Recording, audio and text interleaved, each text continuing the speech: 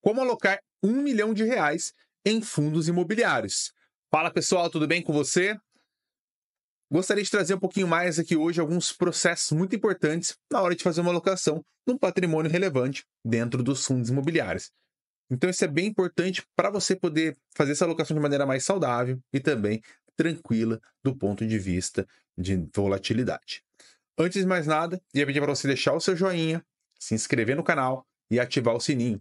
Assim você vai estar sempre recebendo as informações do canal e também para você deixar um comentário ali sobre algum ponto positivo que eu tenha mencionado, algum ponto tenha faltado, uma crítica, algum ponto tenha ficado com dúvida ali também. Beleza? Bora pro vídeo.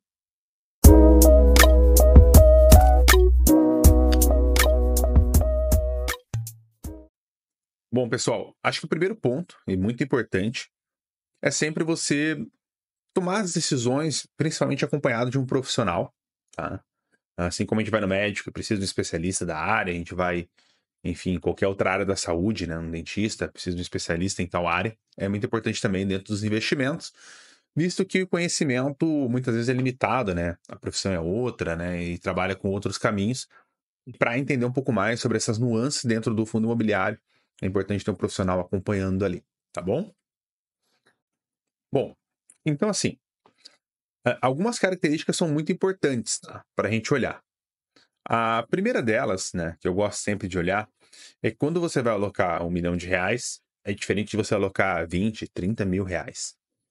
Porque quando você vai alocar um valor, um patrimônio mais baixo, qualquer fundo você consegue fazer essa alocação, porque a liquidez não vai ser um problema para você.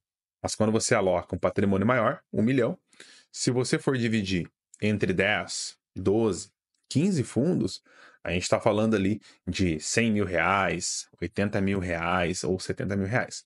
Nem todo fundo vai ter uma liquidez para que você consiga sair dentro do preço ali, tá bom? Bom, eu trouxe aqui então, vai ser de maneira aleatória, tá?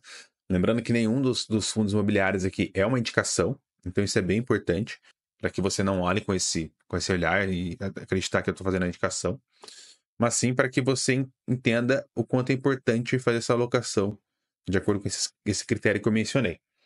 Então, bom, eu vou utilizar aqui como referência, né, o Status Invest. Então, você pode abrir aqui, ó, por exemplo, FIIs, busca avançada. Quando você abre aqui, você pode clicar diretamente em buscar, tá? Não precisa fazer nenhum filtro. Então, aqui você vai ter um rol de alguns fundos imobiliários. Aqui está por ordem alfabética.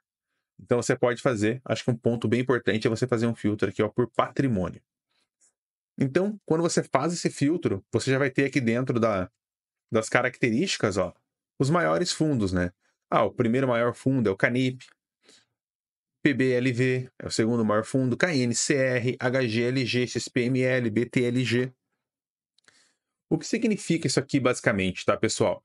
Então, deixa eu abrir aqui para que vocês vejam a importância que se tem dentro dessa lógica, tá? De fazer a alocação de acordo com o ativo.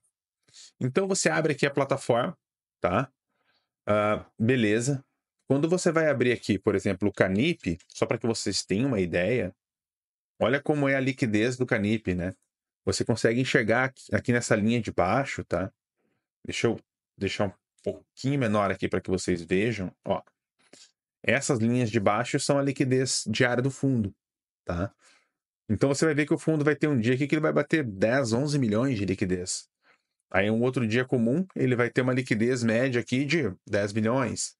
Então um dia de menor liquidez é um volume de 7 milhões. É claro que você consegue ter essa mensuração diretamente por aqui, né? Quando você faz o clique e você consegue acessar então aqui o fundo. Aqui vai dizer para você a liquidez média diária, então essa é a média, de 10 milhões e 100. Então, se você vai fazer uma alocação que representa ali 100 mil reais, 10% do seu patrimônio dentro de fundos imobiliários, a liquidez ela é muito importante. Você precisa ter isso como critério fundamental, porque dessa forma você consegue, então, fazer uma saída mais rápida, porque tem gente na outra ponta querendo comprar, tá? Beleza? Mas você pode me perguntar, né? Mas Jefferson, isso é o suficiente? Não. Eu vou entrar aqui um pouquinho com vocês na lâmina do fundo. Uma coisa que eu sempre falo é não pode ter preconceito, tá? eu não gosto de fundo de papel, não gosto de fundo de logística, entre outros aspectos, porque isso é mais um preconceito do que de fato um resultado. Então a gente vai pegar um Canip mesmo, que foi o que eu mencionei. É um fundo que entrega muito resultado ao longo do tempo. Resultado, inclusive, melhor do que outros fundos que vai ter que vai ter de fato ali tijolo dentro do portfólio, tá? Então, continuando olhando aqui para o Canip, né, a gente vai ver que vai ter uma oscilação de dividendos. Isso tem uma explicação. Quando a gente vai na lâmina do fundo, a gente vai entender um pouquinho mais para onde a gente vai direcionar o recurso, né? E a gente vai abrir aqui o relatório gerencial. Aqui no relatório gerencial, pessoal, vai ter a lâmina do fundo, né? De como que tá essa característica, quais são os aspectos, valor e a taxa média do fundo. Então aqui a gente sabe que tem IPCA mais 8, tá bom? Se a inflação está em 2%, 3%, você vai ter ali seus 10, 12, 11%. Se a inflação está em 10%, você vai ter 18% de rentabilidade num ano, tá? Então, essa é uma das características. É claro que você tem que acompanhar e entender um pouco mais como está essa lâmina, a disposição. Então, aqui você vai ver que tem a característica de 96% IPCA, quais são as alocações por setor, e também a quantidade de papéis que tem dentro do portfólio. Então, a gente vai ver aqui, ó, o Canip tem tudo isso daqui de portfólio, que é no total 102 alocações. Aí tem os níveis de concentração, tem outros aspectos, que daí vai ser o critério entender e ver se faz sentido esse nível de concentração. Mas, de maneira geral, né, então essa liquidez ela é muito importante, mas não unicamente. Porque você tem que olhar para algumas características e entender se ele está caro ou se ele está barato. Se é aquilo que você busca de fato para o seu portfólio. Então, você pode utilizar desse filtro e fazer até outros filtros, tá? Que eu vou mencionar aqui para vocês. Então, se vocês estão buscando ali dentro, né, da alocação. Eu quero buscar então um fundo aqui do segmento de FOFs, né? Fundos de fundos. Você consegue fazer essa busca aqui. Você vê o BCFF. Aí você vai fazer aqui. Tira um pouquinho aqui o tamanho. Patrimônio do fundo. Tá? Deixa eu tirar mais uma aqui. Aí. Agora sim. Aí você vai ver que o ALZN é hoje o maior fundo de FOFs, tá? Deixa eu... Aqui. Agora sim, desculpa. BCFF, maior fundo de FOF.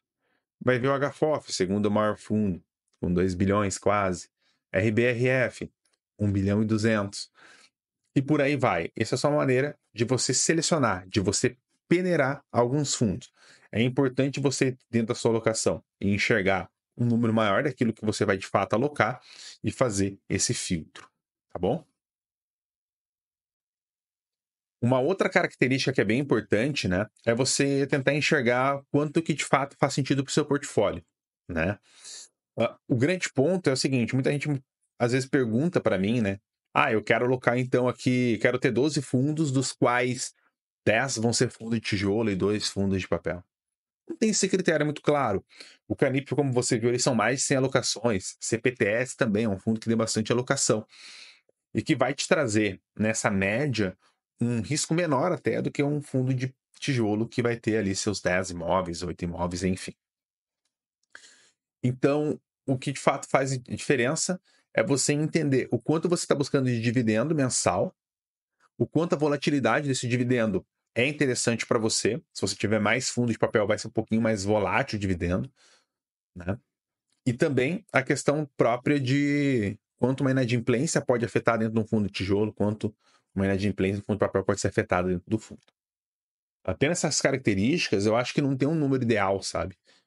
Você buscar, eu quero buscar, então aqui eu quero ter esse número e esse número. Acho que o importante, de fato, é você ter dentro da sua mensuração ali, eu tenho hoje 15, 20 ativos que eu estou olhando, que eu visualizo, que eu acompanho.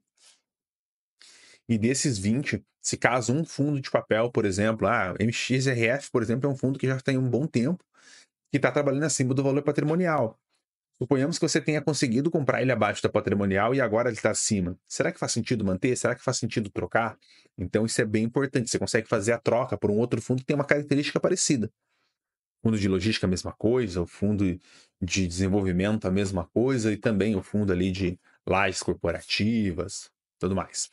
Então isso é bem importante. Essa é uma outra característica bem importante, que é você ter dentro do seu olhar um número maior do que aqueles ativos que você tem dentro da carteira. Dessa forma, você consegue enxergar as oportunidades e entrar dentro desses ativos, tá bom? E um terceiro e último ponto que é bem importante, tá, pessoal? Se você está bem acompanhado, né, tem alguém te ajudando de fato, alinhado com os seus interesses, ou mesmo, né, se você estudou bem o ativo, entendeu sobre ele, a dinâmica na qual ele está envolvido, se é um fundo de logística, por exemplo, qual que é os benefícios que ele tem, qual que é o raio das alocações, se é um fundo de crédito, o que, que ele tem alocado ali dentro, qual que é o risco, quais são os setores. Então, esse outro grande ponto, pessoal, é tomar cuidado com os ruídos, né? Os ruídos, eles acabam prejudicando muito o portfólio como um todo. Eu vou trazer alguns exemplos aqui para vocês, só para vocês terem uma ideia de como o ruído ele machuca, tá? Bom, aqui vamos entrar primeiro em alguns fundos agro, tá? Só para a gente poder ter uma ideia. Tava no RZTR, mas é um fundo mais ligado à terra. Olha, por exemplo, o fundo da EGAF, né? Atingiu a máxima, atingiu a mínima, está próximo da mínima, porque é um fundo agro. Olha, tem entre diversos outros fundos, tá? Que são fundos agro, né? Também aqui abaixo da patrimonial, FGAA, fundo bem próximo da mínima das últimas 52 semanas. E é entender o que de fato é oportunidade, o que de fato é alguma penalização. Então, o fundo agro ele vem sofrendo muito nesse sentido. E é engraçado que shopping também já foi o agro. É só você voltar no tempo e ir para 2020, 2021, né? Você vai enxergar que isso aconteceu. Eu vou trazer aqui, ó, nos últimos 5 anos, vou até trazer pelo gráfico aqui que vai ficar um pouquinho melhor. Só para vocês terem uma ideia. Então aqui, ó, pega o MOL 11, ó, é um exemplo desses fundos. Olha como o MOL 11 é na linha do tempo. Isso aqui sem os dividendos, né? Então a gente pega aqui 2020, ó, ele custou R$ 90. A gente pega aqui em 2021, custou R$ 85. E se você for agregar os dividendos, né? É nesse patamar de crescimento. Então, sem agregar os dividendos, se você tivesse comprado a 93, você estaria com 22% de valorização somente na cota. Somado aos dividendos, nessa época aqui, não peguei nem na mínima para não ficar enviesado, você estaria hoje com 53% em 3 anos. Então, shopping também já foi algo ruim, né? E mal visto pelo mercado. Por quê? XPML, ó, a mesma coisa. Tá? XPML chegou batendo R$ 88. Hoje ele faz emissão atrás de emissão, está acima da patrimonial. Mas por que isso ocorreu? Porque acreditaram que lá durante a pandemia os shoppings iam acabar. Esse é tudo e-commerce, esse é todo um cenário ruim, e na realidade nada disso aconteceu. Então é muito importante estar próximo do que está acontecendo no cenário e entender que não vai acabar. Né? Entender que esse setor ele vai permanecer. Lógico, né? Salvo alguns exemplos, pode acontecer de fato. Mas o setor agro é o setor mais produtivo dos últimos anos, né? Que mais cresce produtividade no Brasil. O setor que vem vindo muito bem também. Se tem um ano que vem 2% abaixo, mas uma base de crescimento de 15% no último ano, é um bom resultado. Então isso é muito importante, tá? Porque isso mais machuca o seu patrimônio e ficar ouvindo os ruídos e aceitando os ruídos do que de fato entender que esse ruído é apenas um ruído. Então, quando chega nesses momentos em que muitas vezes você pode ver um fundo ali menos 5, menos 10, e dentro da carteira ele está super bem, a alocação continua igual, bem alocado, com bons credores, entre outros aspectos, é o momento de você aproveitar a oportunidade de alocar nesse fundo. Então, a ideia, né, dos fundos imobiliários, quando você pega os seus dividendos e você reaporta os dividendos, você, daí dentro daquele mês, né, 1 milhão, suponhamos ali que esteja ganhando em torno de 0,8. Então está entrando R$ 8.000 todos os meses de dividendo. Se você tem um fundo que está um pouco mais penalizado e dentro dele está tudo ok, e é por uma questão mais macro, que estão acreditando que está ruim o setor, aloca dentro dele. Se você estudou bem, confia nele, aloca dentro dele. Porque quando tiver um período de alta, ele vai subir mais, vai puxar o portfólio. E aí, nesse momento, você pega e diminui a posição dele e faz caixa, nenhum problema, tá? E um ponto bem importante, tá, pessoal? Que é bem importante mesmo eu comentar, é o seguinte: se você tem hoje R$ 1 milhão em patrimônio e quer alocar dentro dos fundos imobiliários, não pegue o recurso no dia de hoje e compre tudo. Não faça isso. Isso vai penalizar o portfólio. Você fica muito refém do... Eu sempre falo assim, né? Você vai entrar no 50-50. O que é 50-50? Se você comprar hoje e amanhã o portfólio sobe, show de bola, 50% de chance de subir. Se é um portfólio que no dia vem para baixo, 50% de chance de cair. Trazendo em números, trazendo de maneira mais palpável, é mais ou menos isso daqui, pessoal. Esse é o gráfico do IFIX. Olha como está o gráfico do IFIX desde 2020, tá? Então o IFIX ficou um bom tempo de lado, em alguns momentos ele caiu, e agora ele está aqui muito próximo da máxima histórica. Ele bateu nesses dias atrás ali, a máxima histórica. E hoje ele corrigiu um pouquinho e tal. Deixa eu melhorar um pouquinho aqui para vocês, tá? Aqui, ó. Aí, agora ficou bom. Aqui perto da máxima histórica. Então o que acontece, pessoal? Só que muita gente acaba, às vezes, não tendo, né, o conhecimento e entra, por exemplo, igual aqui, ó. E aí amargou 4% de queda, isso no próprio índice. Então, provavelmente os fundos vão cair juntos. E amargou por 80 dias aqui um valor negativo. E a pessoa fica desesperada. E aí depois vê aqui surfou a onda positiva. Então, o que acontece? Não é só uma questão de você chegar e aportar de uma vez só, mas vai fazendo os aportes, vai entendendo aquilo que de fato está descontado e vai comprando os que estão descontados. Os que estão dentro do preço, se você quer comprar, tem o desejo de comprar, né, que está acima da patrimonial, espera um momento, não precisa entrar naquele dia. Não vai fazer diferença você entrar 2 dias depois, 3 dias depois, se caso estiver um pouquinho mais barato, tá? Então, essa paciência, ela é fundamental para ter bom resultado. Sem essa paciência, fica cada vez mais difícil de você conseguir agregar resultado para o seu portfólio, porque vai te gerando incômodo, vai te gerando insatisfação, vai te gerando todo um borbulhar ali dentro do estômago que você acaba querendo sair antes. Beleza? Bom, pessoal, espero que você tenha gostado do vídeo, né? Com certeza ficou faltando materiais aqui dentro, mas é muito mais para trazer um panorama, tá? Uma visão mais geral de como que eu faço o processo de alocação para os meus clientes, por exemplo, tá? E pensando sempre com muita cautela, muita calma, paciência, o resultado ele vai chegando, né? Eu sempre menciono que uma alocação de portfólio é 18 meses, 24 meses. Não é uma alocação que você faz no dia zero, né? Isso eu falo porque eu reajusto portfólios de clientes novos, ou mesmo sempre alterando para os clientes que já estão na base comigo há mais um tempo. Então, isso é um processo bem mais lento, tá? Mas vai gerando bons frutos quando você tem paciência, estuda bem, entende o que está acontecendo ali dentro do portfólio como um todo. Beleza? Espero que você tenha gostado.